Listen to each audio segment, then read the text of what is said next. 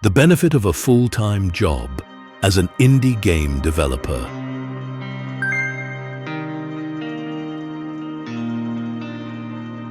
Having a full-time job while you develop your indie game can be a blessing. This perspective might be unpopular, and I admit there are times when I completely disagree with my own statement.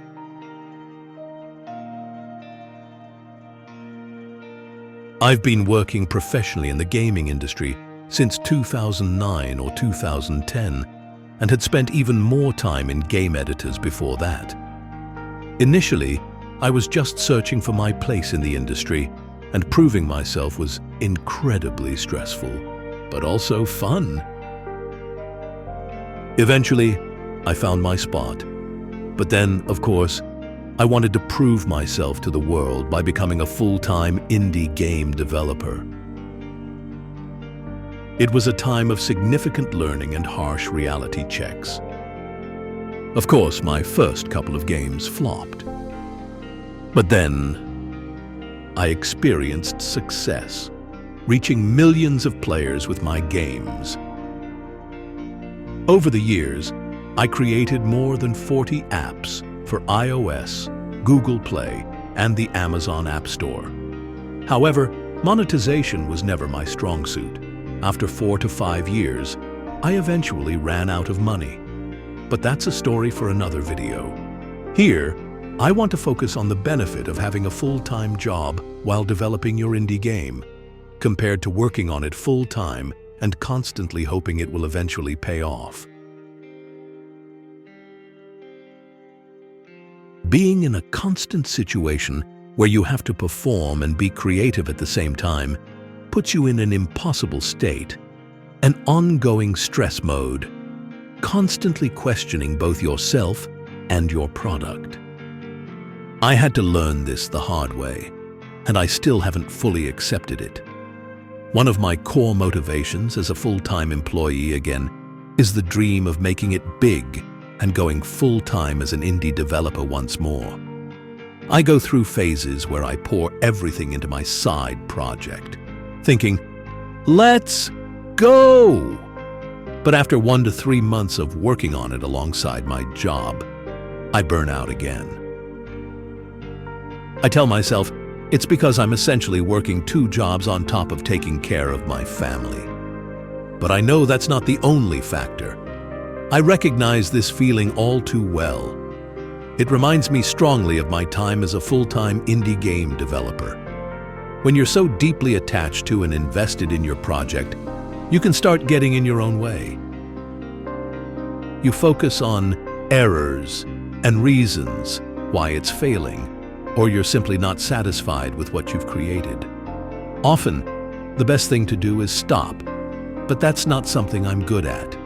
I tend to push myself until I'm nearly burned out. It has to become a deeply emotional struggle before I reach the point of stepping back. Over the years, I've developed some strategies to manage this, but they work primarily because I allow myself space. That space is made possible by the security of having a full-time job. This security is a blessing. After enough time, you can look at your project in a completely new light. You start seeing its potential again instead of focusing solely on its flaws. Your motivation returns, or if it doesn't, you've at least gained another valuable lesson. I've realized that for me, the motivation always comes back after enough time.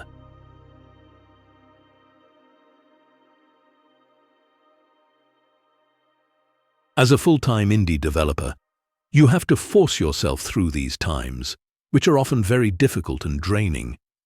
They can leave you with a project you can't even bear to look at anymore because all you see are the countless hours of self-inflicted suffering reflected in it.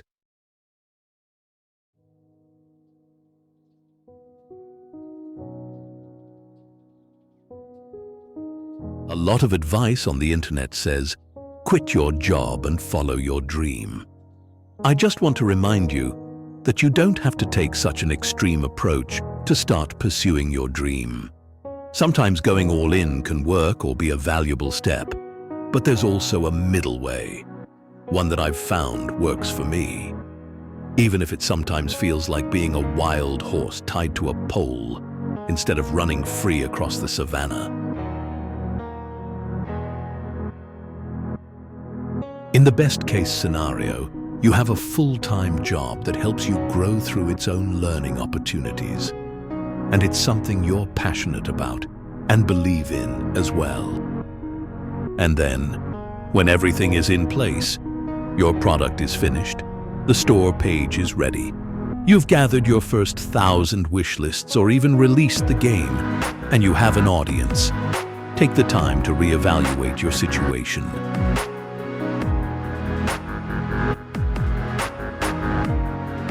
It's a much safer, though less romantic approach to follow your dream. Those were my 2 cents. By the way, what do you think about this type of video? I'm still trying to find my style and approach to using this channel. It should showcase my current game dev project, but also have a bit more independent substance. AI voices really help here, as I usually can't speak without making many mistakes. This format allows me to prepare my thoughts, correct them, and communicate them to you. That's it for now. Your chieftain, Dave.